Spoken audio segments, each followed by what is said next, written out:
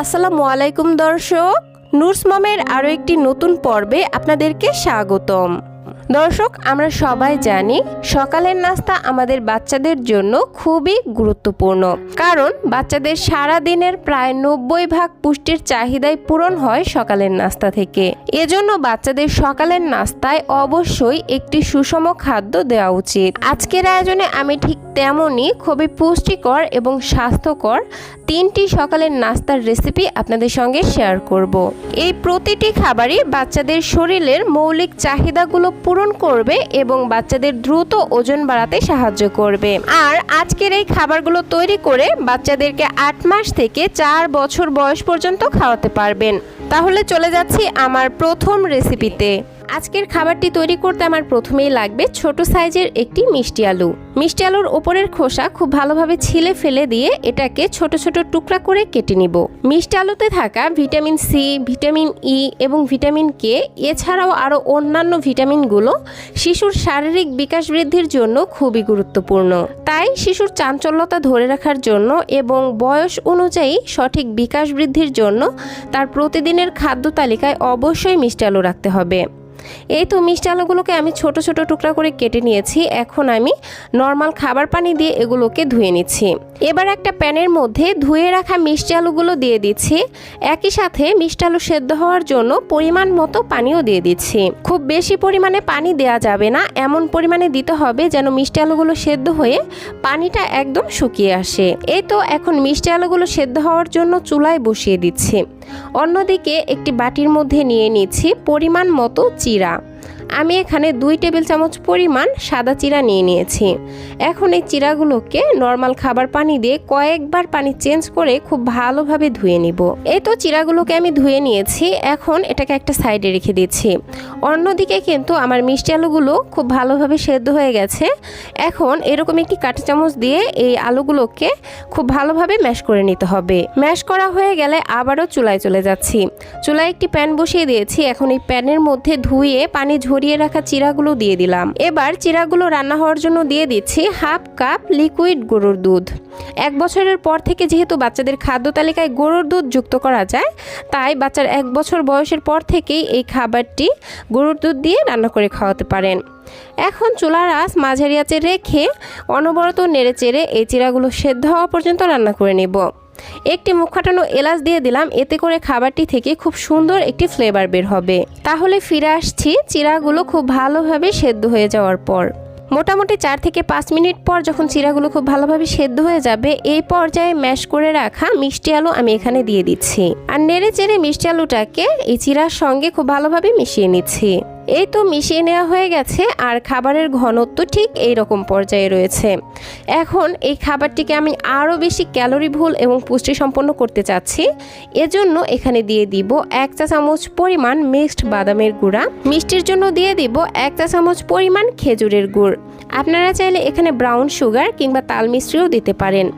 আর দিয়ে দিব 1/2 চা চামচ পরিমাণ বাটার। বাটার দেওয়ার ফলে খাবারটিতে গুড ফ্যাট যুক্ত হলো, যা শিশুদের দ্রুত ওজন বাড়াতে এবং মেধা বিকাশ করতে সাহায্য করে।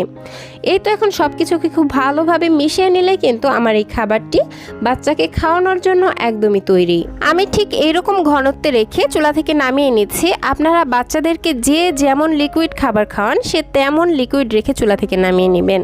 এই তো তৈরি হয়ে গেল বিভিন্ন ধরনের ভিটামিনে ভরপুর ক্যালোরিবহুল বাচ্চাদের ওজন বৃদ্ধিকার একটি খাবার। যে বাচ্চারা ভাত খেতে চায় না তাদেরকে ভাতের বিকল্প খাবার হিসেবে চিরা খাওয়াতে পারেন। যেহেতু এই একটি খাবার থেকে বাচ্চারা গুড ফ্যাট, কার্বোহাইড্রেট এবং বিভিন্ন ধরনের ভিটামিন মিনারেলস একসঙ্গেই পেয়ে যাচ্ছে, তাই এই খাবারটি বাচ্চারা অল্প পরিমাণে খেলেও অধিক পরিমাণে পুষ্টির চাহিদা পূরণ হয়ে যাবে এবং তাদের ওজন বাড়াতে সাহায্য করবে।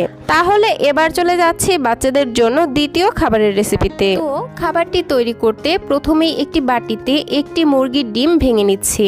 যারা 8 মাস থেকে এই খাবারটি বাচ্চাদেরকে খাওয়াতে চাচ্ছেন তারা এখানে সম্পূর্ণ ডিমের পরিবর্তে শুধুমাত্র ডিমের কুসুম নিয়ে নেবেন, কারণ ডিমের সাদা অংশে বাচ্চাদের অ্যালার্জির মতো বিভিন্ন সমস্যা দেখা দেয়। সে কারণে ডাক্তাররা 1 বছরের আগে ডিমের সাদা অংশ দিতে নিষেধ করে থাকেন। আমার বাচ্চার বয়স 1 বছরের বেশি, তাই আমি এখানে পুরো ডিমটাই নিয়ে নিয়েছি। ডিমটাকে একটি কাঁটা চামচ দিয়ে খুব ভালোভাবে ফেটিয়ে নিচ্ছি।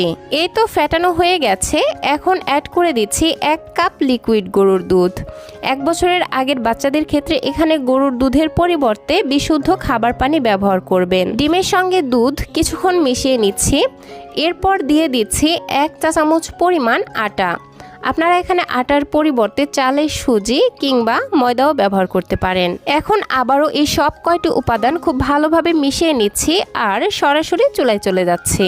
প্যানের মধ্যে দিয়ে দিচ্ছি 1 চা চামচ পরিমাণ অলিভ অয়েল। আপনারা এখানে অলিভ অয়েলের পরিবর্তে ঘি বা বাটারও ব্যবহার করতে পারেন। দিয়ে দিচ্ছি একটি মুখ ফাটানো এলাচ আর ছোট্ট একটি দারচিনি। এগুলো দেওয়ার ফলে খাবারটি থেকে সুন্দর একটি সুঘ্রাণ বের হবে আর ডিমের এক্সট্রা গন্ধ দূর হয়ে যাবে। এখন আমি যে মিশ্রণটি তৈরি করে রেখেছিলাম সেই মিশ্রণটি একটি ছাঁকনি দিয়ে ছেঁকে প্যানের মধ্যে দিয়ে দিচ্ছি। আপনারা চাইলে এখানে না ছেঁকেও সরাসরি প্যানের মধ্যে দিয়ে রান্না করে নিতে পারেন। এবার চুলার আঁচ মিডিয়াম টু লোতে রেখে অনবরত নেড়ে চেড়ে এই খাবারটিকে রান্না করে নিতে হবে। এ পর্যায়ে এটাকে নেড়ে দেওয়া বন্ধ করা যাবে না, কারণ আপনি যদি এই পর্যায়ে এটাকে না নেড়ে দেন তাহলে দেখা যাবে যে ডিম এবং আটাটা দলা বেঁধে যাবে আর বাচ্চাদের খেতে অসুবিধা হবে। মোটামুটি 3 থেকে 4 মিনিটের মধ্যে খাবারটি এইরকম ঘনত্বে চলে আসবে। আমি আরও 2 মিনিট রান্না করে নিচ্ছি আর খাবারটিকে আমি আমার বেবির পছন্দ অনুযায়ী ঘন করে নিচ্ছি। এই পর্যায়ে আমি খাবারটিকে আরও বেশি পুষ্টি সম্পন্ন এবং মজাদার করার জন্য আরও কিছু উপাদান অ্যাড করব। তাই এই পর্যায়ে চুলার আঁচ অফ করে দিচ্ছি আর চলে যাচ্ছি সেই প্রিপারেশনে। একটি প্লেটের মধ্যে নিয়ে নিচ্ছি খুব ভালো পাকা দেখে একটি কলা, আরও নিয়ে নিচ্ছি একটি খেজুর। এই খেজুরটিকে আমি ভালোভাবে ধুয়ে নিয়েছি আর ওপরের স্কিনটা ছিলে ফেলে দিয়েছি, কারণ খেজুরের ওপরের অংশটা অনেক বেশি মোটা হয় যেটা ম্যাশ হতে চায় না আর বাচ্চাদেরও গলায় আটকে যাওয়ার মতো সম্ভাবনা থাকে। এবার একটি কাঁটা চামচ দিয়ে এই কলা এবং খেজুরটিকে খুব ভালোভাবে ম্যাশ করে নিতে হবে। আপনারা চাইলে এখানে ম্যাশ করার পরিবর্তে ব্লেন্ডারে ব্লেন্ড করেও নিতে পারেন।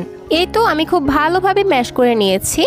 এখন আবারও চুলায় চলে যাচ্ছি। খাবারটিতে যে এলাচ এবং দারচিনি ব্যবহার করেছিলাম সেগুলো তুলে ফেলে দিচ্ছি, কারণ এতক্ষণে রান্নার ফলে এটা থেকে খুব সুন্দর একটি ঘ্রাণ বের হয়ে গেছে। এখন ম্যাশ করে রাখা কলা এবং খেজুরের পিউরি দিয়ে দিচ্ছি আর খুব ভালোভাবে খাবারটির সঙ্গে মিশিয়ে নিচ্ছি। আপনারা এখানে কলার পরিবর্তে আপনাদের সুবিধা মতো যে কোনো মিষ্টি জাতীয় ফল অ্যাড করতে পারেন। এই তো খুব ভালোভাবে মিশিয়ে নিয়েছি আর এটা বাচ্চাকে খাওয়ানোর জন্য একদমই রেডি।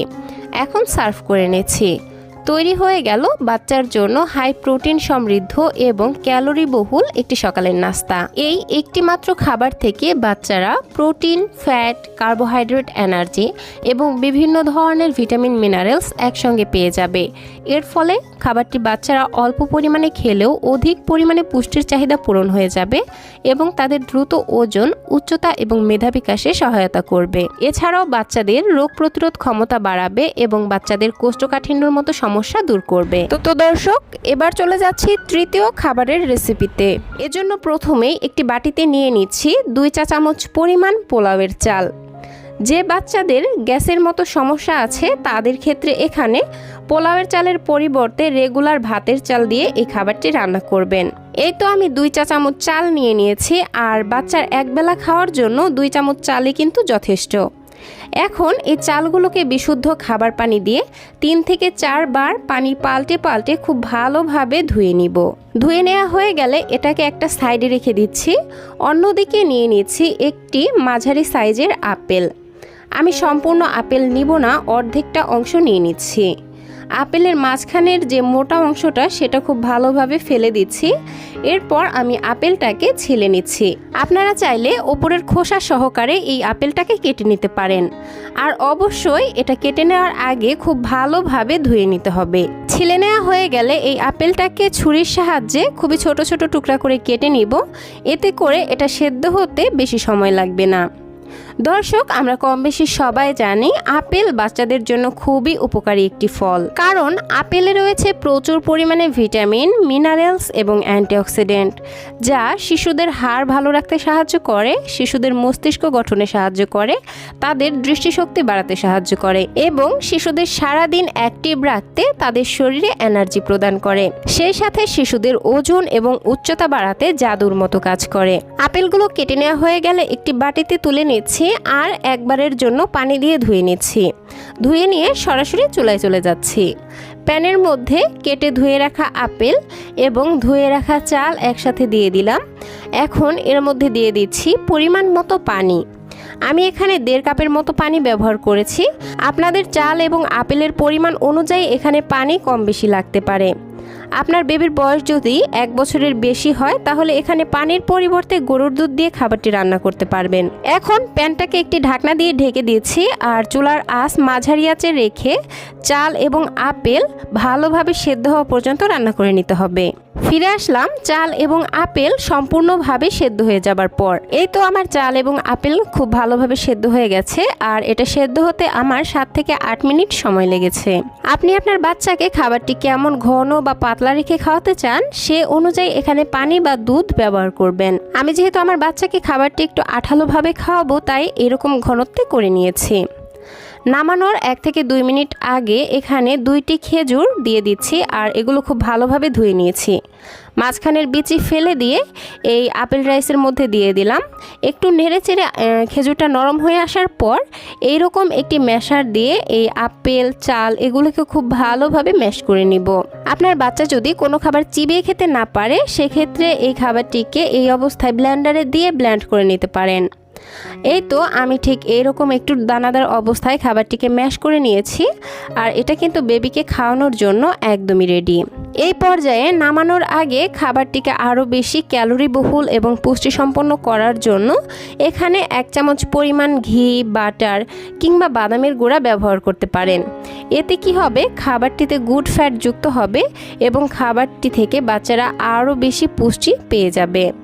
আমি আর এখানে কোনো কিছুই অ্যাড করলাম না, জাস্ট এইভাবেই আমি আমার বেবিকে এই খাবারটি খাওয়াবো। আমি যেহেতু খাবারটিতে আপেল এবং খেজুর ব্যবহার করেছি সেক্ষেত্রে কিন্তু খাবারটি অনেকটাই মিষ্টি হয়ে গেছে। 1 বছরের আগের বয়সী বাচ্চাদের ক্ষেত্রে এখানে আর কোনো এক্সট্রা মিষ্টি ব্যবহার করা যাবে না, কিন্তু 1 বছরের বড় বেবিদের ক্ষেত্রে এখানে চাইলে মিষ্টির ব্যালেন্স ঠিক রাখতে সামান্য একটু ভালো মানের তাল মিশ্রি কিংবা খেজুরের গুড় অ্যাড করতে পারেন। আমি এখানে সামান্য একটু খেজুরের গুড় অ্যাড করে দিব, এতে করে খাবারটি আমার ছেলের পছন্দ অনুযায়ী মিষ্টি হবে। অনেক বাচ্চাই আছে যাদের বয়স অনুযায়ী ওজন বা উচ্চতা বাড়ছে না, তাদেরকে কিন্তু অবশ্যই এই খাবারটি খাওয়াতে পারেন। সপ্তাহে 3 থেকে 4 দিন যে কোনো এক বেলা করে এই খাবারটি খাইয়ে দেখতে পারেন, ইনশাআল্লাহ বাচ্চাদের ওজন বাড়াতে জাদুর মতো কাজ করবে। তো দর্শক, এই ছিল আমার আজকের আয়োজন। আশা করছি আমার আজকের ভিডিওটি আপনাদের কাছে ভালো লেগেছে। যদি ভিডিওটি সামান্যতম ভালো লেগে থাকে তাহলে প্লিজ নিচে থাকা লাইক বাটনে একটি লাইক দিয়ে দিবেন এবং বাচ্চাদের জন্য এরকম আরও নিত্য নতুন সহজ এবং পুষ্টিকর খাবারের রেসিপি পেতে প্লিজ আমার চ্যানেলটিকে সাবস্ক্রাইব করে পাশের ঘন্টাটি বাজিয়ে অলে সেট করে রাখবেন পরবর্তী ভিডিওর নোটিফিকেশন সবার আগে পাওয়ার জন্য। আজকের মতো বিদায় নিচ্ছি। সবাই ভালো থাকবেন, সুস্থ থাকবেন। আল্লাহ হাফেজ। আসসালামু আলাইকুম।